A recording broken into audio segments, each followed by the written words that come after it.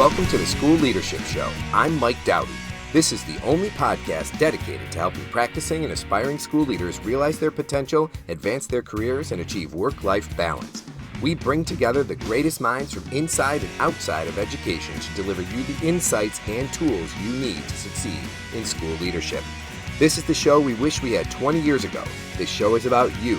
We're here to help you become the best school leader you can be while still having a life outside of work. In this episode, I interviewed Dan White. Dan has been a school counselor, a high school principal, and a school district superintendent. He is currently the superintendent of a large educational service agency in upstate New York. We talk mainly about decision-making, specifically how not to let another person's crisis become your crisis, using the time you have to make decisions, not hitting flies with sledgehammers, making thoughtful course corrections, and much more. This is likely the first of several episodes with Dan related to the nuts and bolts of leadership in general and school leadership specifically. The book Dan mentions towards the end of the episode is Time Present, Time Past by Bill Bradley. Enjoy this interview with Dan White.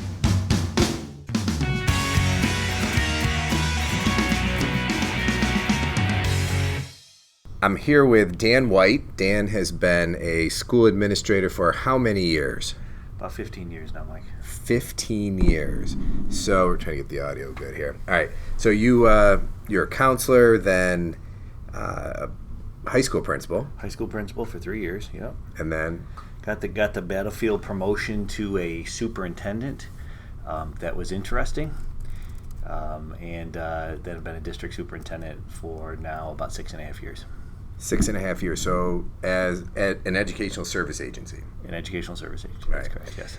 So today we're going to talk about decision-making, kind of in general, and then get down to specifics. Because as a school administrator, you have to make a ton of decisions every day, right? I think administrators, if you really want to quantify, they're making a couple hundred decisions every day. In fact, maybe every hour, Mike.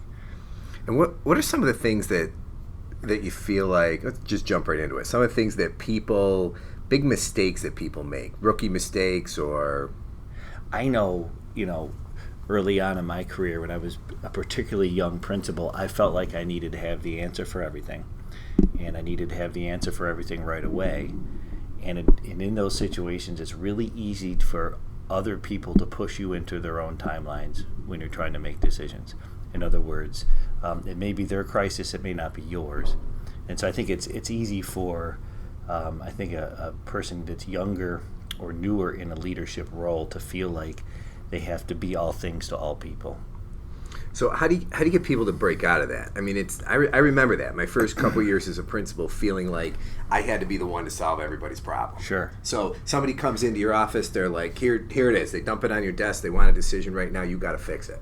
One of the things that probably helped me in my career, Mike, is I did come from the counseling ranks, and so I did understand a little bit inherently that helping people to process through why they were feeling like they were feeling about a particular situation often de-escalated it a little bit. So I think if people go back to some of their conflict resolution training they've had, is to get people to sit down, particularly if somebody walks in and says, you need to deal with this right away. I'm really upset about something, whether it's a parent, it could be one of your teachers, it could be a colleague.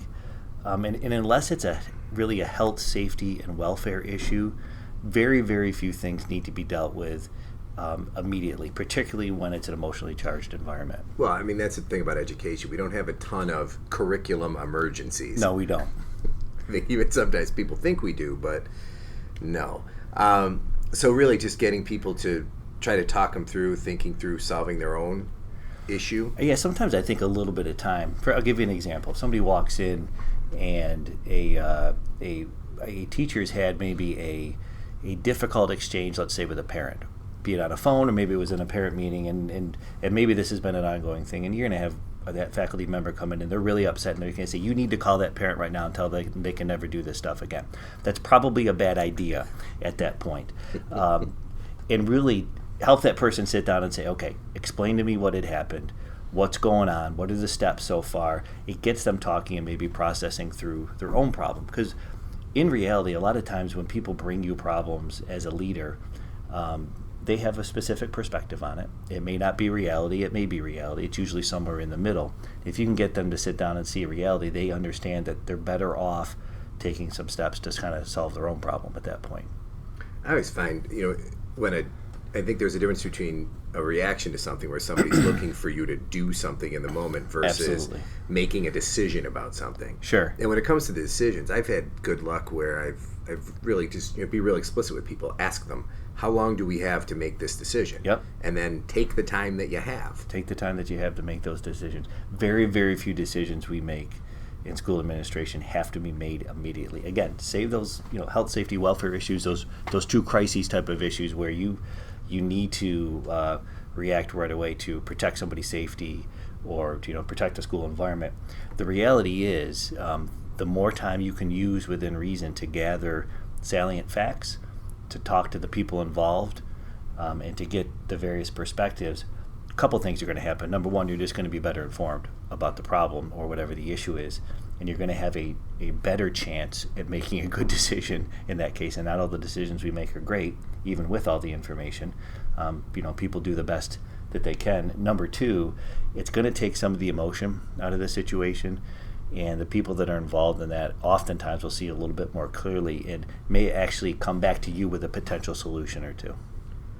Well, it's like how we coach people all the time to, you might want to write that flaming email, but don't send it. Don't press send. That's why the Twitter sphere gets people in trouble. We see it all the time. Don't hit that send button, because usually an emotionally charged decision is often not a very, very good one. Well, and that kind of gets into, what I want to talk about next is, so you've pushed back a little bit on timelines. You've tried to, do your best to sort of calm people down at the beginning of this, particularly if it's a charged issue. But how about getting into the actual decision-making process? And, I guess, does whatever response or decision you're making match the situation, and how do you kind of work through that? Well, there's kind of the old adage, don't hit flies with sledgehammers. And that's a mistake I see sometimes people in leadership roles make when they make hasty decisions. Oftentimes, a hasty or emotionally charged decision is going to be an overreaction in some case, because, again, you're not looking at all the salient information before you decide what's really the most appropriate level of response or, a most appropriate decision in the situation. Yeah, but when things are emotionally charged, how do you, besides just taking time, how do you take that emotion out of it so that you don't have that, disproportionate reaction? I think as a leader, you have to understand that someone else's emotion, someone else's crisis, and de-escalating them doesn't always work, by the way. Sometimes time can make them angrier in some case, particularly if let's say you're dealing with a student discipline issue, which, many principals get into. You may have a parent who's very, very upset about it, about a situation, and they may want it dealt with, or they may be upset about how discipline was given out to maybe their child, and they're coming to you to say, I want this dealt with right now. You have to understand that their crisis, their emotion, save it being really a safety issue, is not your crisis or emotion, and you shouldn't, nor can you make a decision based upon those circumstances. So you have to be able to a little bit separate yourself. I do a couple of different things. One is I say, okay, what really is the situation that we're dealing with here? What's an appropriate outcome? And what's the best means to get to that appropriate outcome? And understand that decisions you make are not going to be perfect either. What I will often do if I have the time is I'll go to a colleague. I might stop in an office that I have of somebody I trust that's nearby, or I might call a colleague on the phone and say, okay, here's a situation I'm dealing with. Have you ever dealt with it before? This is what I'm thinking. Give me some feedback as to what you thought and what you did in that situation. That often helps. If you think about a situation where you've had a friend or a colleague call you who's dealing with a difficult situation, you're going to find that you're able to deal with that probably a little bit more subjectively and rationally, because you're not the decision maker sitting in the middle of that situation. So use the resources you have, the people that you trust, the time that you have. And sometimes I've found too in doing that they'll ask you questions because they don't know the situation, that will then make you think in a different way about the situation. It'll help you process through it, absolutely. One of the things I've found over the years, Mike, is that there's almost no situation, there are a couple, but very, very few, where you're going to pick up the phone and talk to like a subset of colleagues that you trust that somebody hasn't dealt with before, or maybe dealing with, or very often when I was a young principal, I'd call a couple of people that I consider a mentor, say, yeah, I just had that last week, and here's what we did to deal with it, and here's what I would suggest you do moving forward in the future. So again, often what will happen is when somebody acts in the crisis moment, and it's usually somebody else's crisis, they won't take the time to go through some of those steps. And I think finally the one thing I would say is don't assume that everybody's going to be okay with the decision that you make. If you're searching for a decision that's going to make everybody happy, they often don't exist. I think what you're looking for is what's fair, consistent, what's right, and what's ethical for the situation that you're dealing with. Now, I want to come back to that idea in terms of culture and context in a second, but let's say you've made a decision. You've been thoughtful about it. You've gathered information. You've been judicious about it, and you make the decision. And then, shortly after, new information comes to light that maybe now this wasn't the best decision. I kind of feel like, particularly in politics, maybe not so much in education or in the business world, but there's this aversion to course corrections. Mm-hmm. So, how would you counsel people in that way? Well, I think there's two things. One, if you're dealing with something that is a longer term type of decision, maybe you're an elementary principal that was helping the faculty process through a selection of new literacy series, okay, and you set about a course. You should be doing some constant monitoring and getting some constant feedback to determine if the process you set in place is working or not. So that's something that probably should be a natural and a longer-term decision-making process.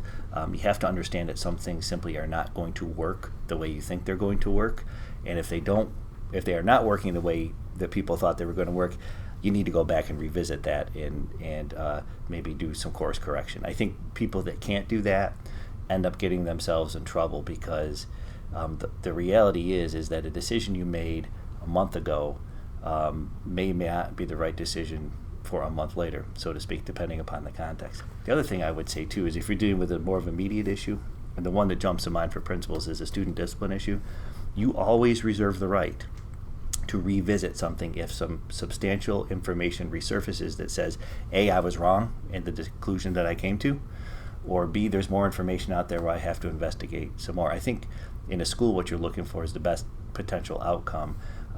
I don't think that new substantial information when you're dealing with something should be ignored in that case. Well, it also gives you an opportunity, particularly if you have to make a course correction, to show that you've recognized that in light of new information, you're willing to consider it.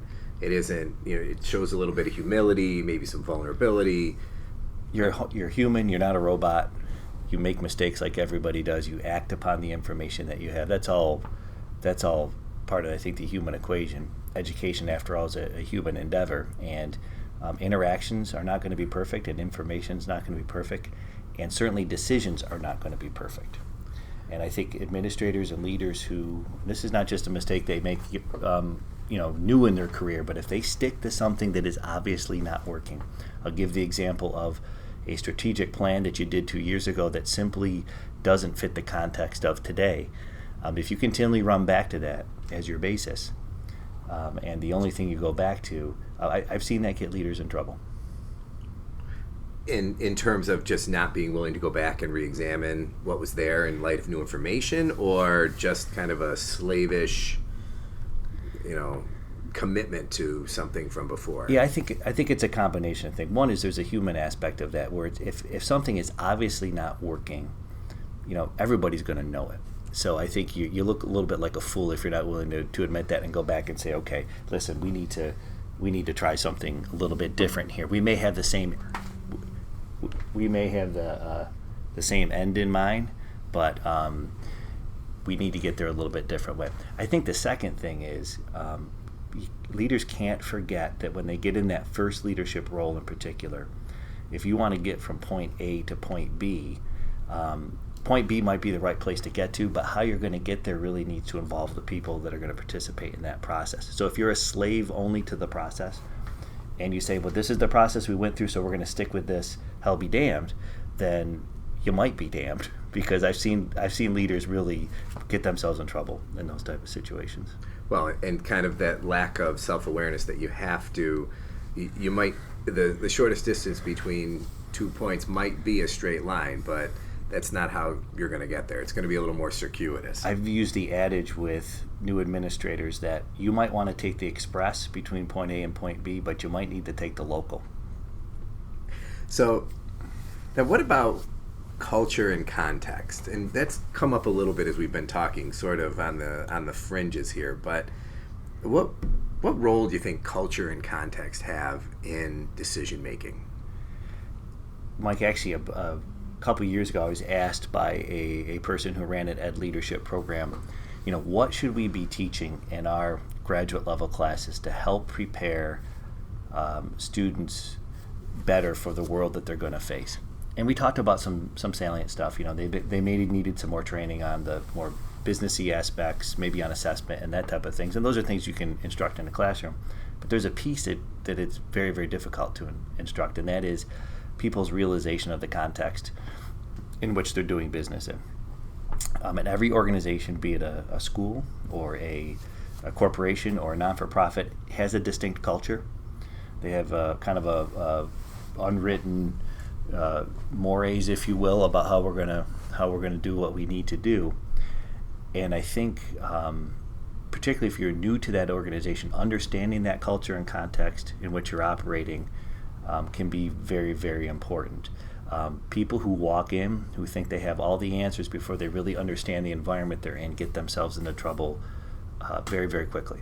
And context is important, even in things like how you dress in the organization. They may expect a principal in a district that's a little bit less formal. How you dress on a day-to-day basis, maybe a golf shirt's okay. In a much maybe larger suburban environment where you have your board's made up of corporate leaders, that's probably not going to be okay. So understanding that context in which you're making decisions, respecting what has come before you, whether you think it's good or bad, and understanding that people were involved with that and respecting that is very, very important as well. And I think I've seen people get jammed up that way, kind of, when they come in, they're coming in to save the place, and anything that happened before they got there is automatically wrong or bad. Even if it may have been the right decision for that point in time for that organization or the context that they were in. A perfect example is most school districts in this country in the last 4 or 5 years went through some very significant financial difficulties. The economy in the country has not been great.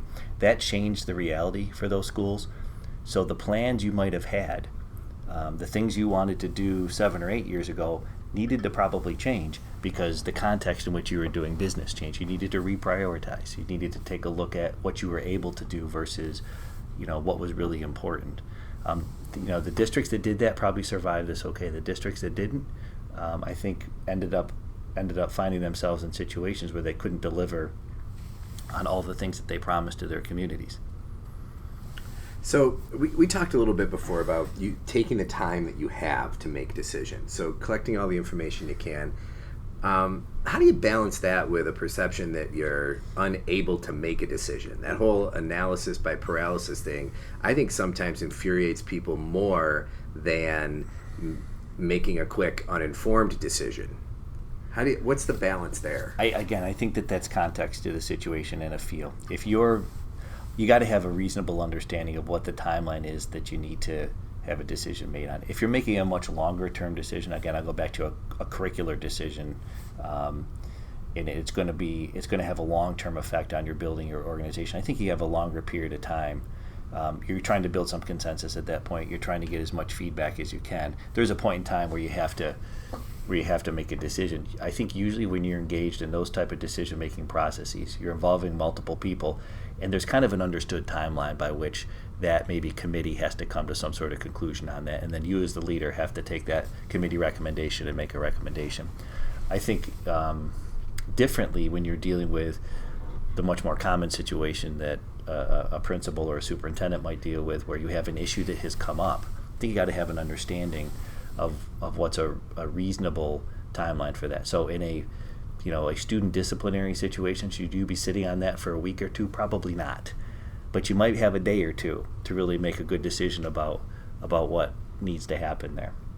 There are other times when you might have a very difficult situation involving a faculty member, where you need to do a pretty thorough investigation, and in that case, that gets a little tough because people are going to ask what the heck is going on, and you need to make darn sure that you followed all the legalese before you come to a conclusion about what to do. That's a good time to call your attorney as well when you're dealing with something like that. So sometimes, Mike, I don't think you can avoid that perception because you need the time you need to make a good decision.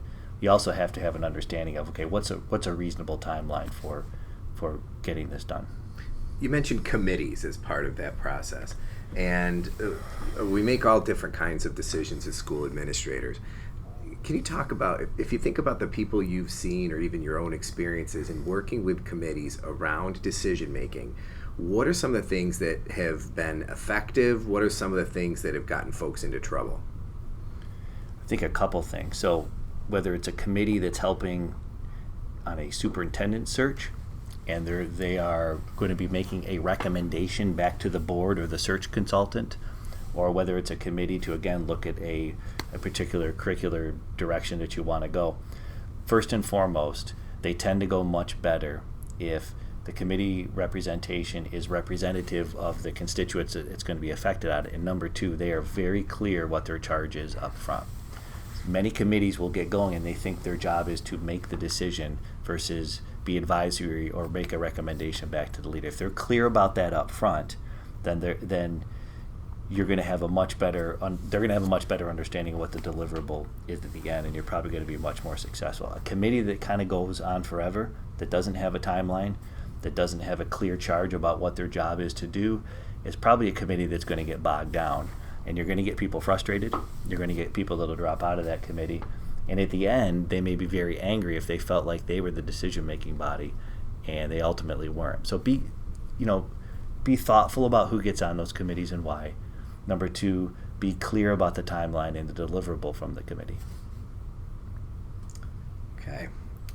So kind of want to finish up here. I want to be respectful of your time with a 3-2-1. So what 3 pieces of advice, and they can be related to decision making or it can be anything else, would you give to practicing administrators? So think about those administrators that you know that are maybe 2, 3, 5 years in.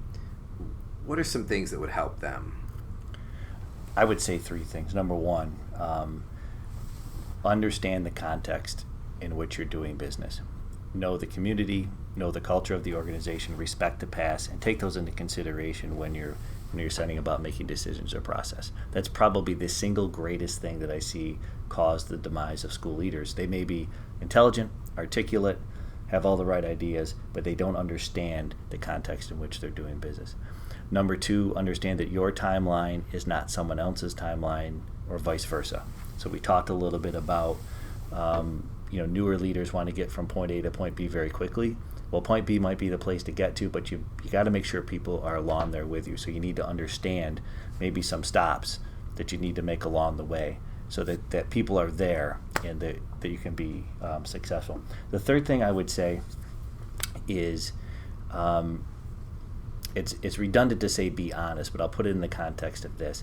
If you make decisions and deal with situations solely to be a people pleaser, that ultimately is going to get you into a jam, and you're going to find yourself in a situation where you're not going to be able to deliver on everything you've said to the people in the organization. People can respect you if they believe that you're honest and straightforward and believe that you are doing what is in the best interest of the organization. Ultimately, the folks that are solely people pleasers end up getting themselves into trouble. All right, how about 2 rookie mistakes? So now think of those folks who are either aspiring administrators or just starting out, and if you could give them the 2 biggest rookie mistakes to avoid, what would they be? You don't need to know everything. You're not the be-all, end-all, so you can ask questions, and it's okay to say I don't know something. And number 2, just because you're the boss and you say it so doesn't make it so. You got to bring people along. How about 1 book that you would recommend that leaders, either aspiring or practicing, read? That's an interesting. That's a very interesting question. I would direct people back to the book that Bill Bradley wrote about 30 years ago. If you want to talk about distinguished leadership in some very difficult environments and what it means to be a humble leader in a very different environment. He was in a political environment, but it's less corporate colloquialisms, as we like to say, with kind of the books of today. But it really talks about being a grounded, centered person in what you believe and how you apply that to your life and how that reflects to your personal life. Do you remember the title of it? I do not. All right, I'll find it and I'll put it in the show notes. So what else? Anything else that you want to tell administrators right now, or people who are studying to become administrators, other than what are you thinking? No, I think that just that, Mike, we need really good people to get into this profession. It's a difficult time. It's not going to be a difficult time forever. But if you go into it for the right reasons, and it's okay to say, I'm going into this because I love education, I want to make a difference, and I want to have a good career path. That's legitimate. Other professions allow that. I think we can say that to our educators as well. But we need good people in the profession. People who take it seriously, work hard, and are humble are people that are not only going to survive, but thrive. So I would encourage people. It's often the people that think, I don't have it yet, I'm not ready yet, to get into it, that are probably the ones that should get into it. Okay, Dan White, thank you very much for taking the time. You're welcome. Thank you.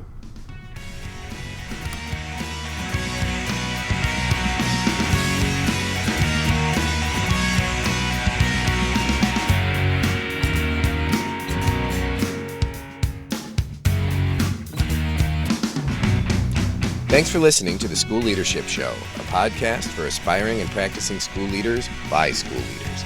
Send your comments, questions, and show ideas to mike@schoolleadershipshow.com. Consider rating the podcast in iTunes and leaving a comment. And please pass the show along to your colleagues.